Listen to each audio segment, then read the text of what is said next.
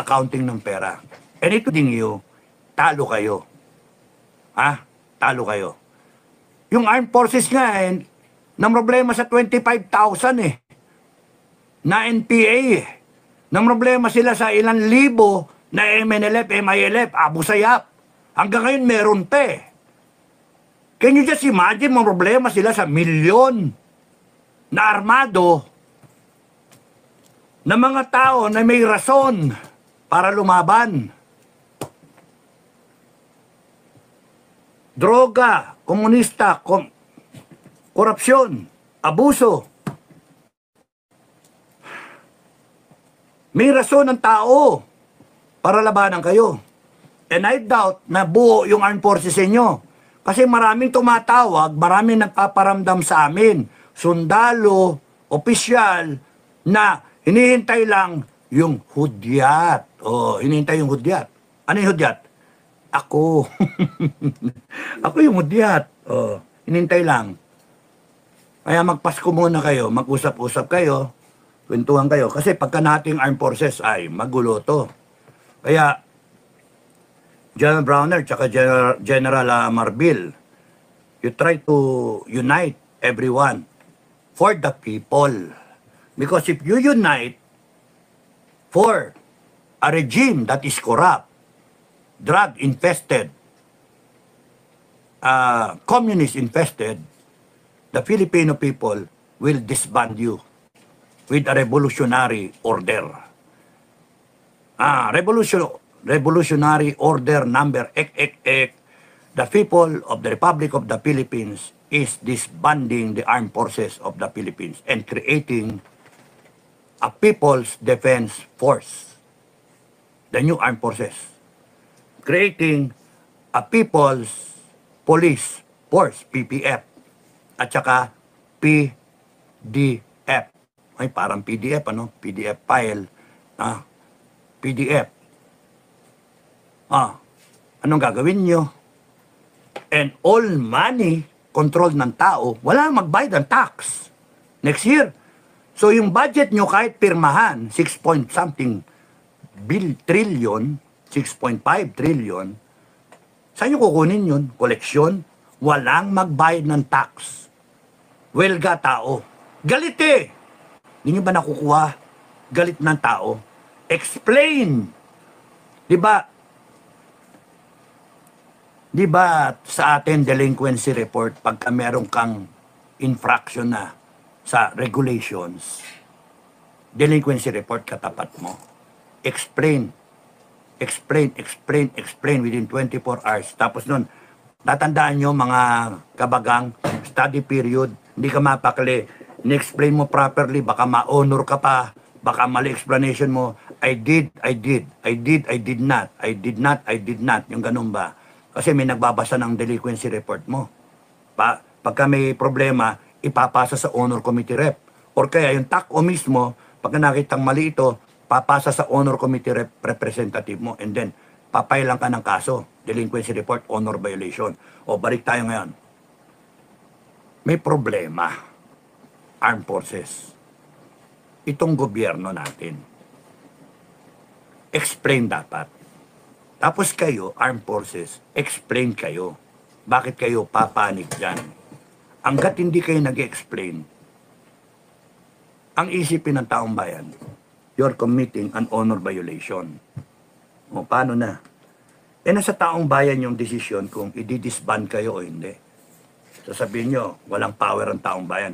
Kasi mali ang pananaw ninyo. Mali, nakaganyan kayo. Ang taong bayan, buka na. Ito kami, sasabihin ng taong bayan. Konstitusyon, ito lang. Kahit saan nyo daaning argumento. Paano tayo nagkaroon ng konstitusyon? Kinakailangan magkaroon ng konstitusyon. Bakit? May taong bayan kinakailangan, we are subjected to law. Tama? Pero yung batas na yan, yung konstitusyon, has to be ratified by the Filipino people. Wow! Ang powerful. Kung powerful yung constitution that you need to uphold, sworn to uphold, isipin nyo, ang nag-ratify dyan, taong bayan. Pag sinabi na ng taong bayan, makinig kayo. Kung kanino kayo papanig, sa taong bayan o dyan sa gobyerno na bangag o magnanakaw at abusado at komunista. Diyan kayo, go ahead. Taong bayan will just declare. Burado kayo. Burado kayo. Disbanded. And you will become outlaws. Oh. Baliktad. Sasabihin nyo, taong bayan na magiging outlaw? No, no, no, no, no, no. Taong bayan ang masusunod. Gusto nyong galin sa next step, civil war? Go ahead. Kasi yung taong bayan, they're ready by heart. Kayo, by pay. Wala na magbabayad ng taksa kasi sila kukuha ng pera. Busin nila yung ginto. O, sige, depend nyo pa. Ang bangag na gobyerno. Kasi losing end yan. Losing end. Kaya nga, kung hindi kayo nag-iisip, active, retired, everyone, you swallow the pride, you swallow the differences, and then you think nation. You think constitution. You think the sovereign Filipino people. Hindi pwede dito yung magkanya-kanya. Hindi pwede dito yung kanya-kanyang agenda. Hindi pwede dito yung magpatayan dito ninyo. Kasi yung taong bayan lalaban. Simple lang, taong bayan ang masusunod. Ganon kasimple lang yan. With the sovereign Filipino people. Ipaglalaban ng taong bayan yun. So, pag sinabi ng taong bayan, armed forces, we take command, you pick a side. Saan kayo? Taong bayan? Walang ano, di ba? Ang bait pa ng taong bayan, we are taking command of the armed forces and the PNP. Ano sasabihin ng presidente? No, you follow me. Ay, binoto ka lang ng taong bayan. Sino sundan nyo? Si Tambaloslos. Tinaas ko yung ano ninyo, subsistence ninyo, pagkain nyo. Sino ang may power na magbigay ng pera? Congress, the purse, power of the purse. Saan galing yung pera? Taong bayan. Kaya nga, ang linaw, di ba? Hindi na, no-brainer. Pag sinabi ng taong bayan, you pick a side. Sa taong bayan ka, o hindi. TikTok, gumagano na yung oras. By 2 hours, ito yung numero, you call right away. Ganun lang. You call. Pag di kayo tumawag, kalaban kayo. So, kung bakit ng armed forces o buo ang armed forces sa PNP, pumasok sa taong bayan, this is going to be a peaceful transition. Pero pagka nahati yung armed forces at lumaban itong kabila, then so be it. Choice nila yun eh.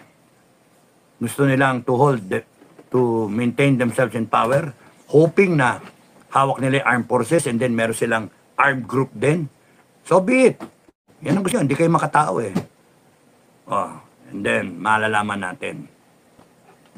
So, sinasabi sa inyo ang outcome nito.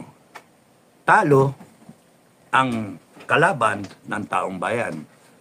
So, yun. And ang iwasan natin, ang ayokong mangyari, i-disband ng taong bayan ng armed forces. Ay, hindi kayo makikinabang dun sa bago na armed forces at bagong PNP. No? PDF, BPF. Imagine, babudgetan niya ng taong bayan na 1 trillion.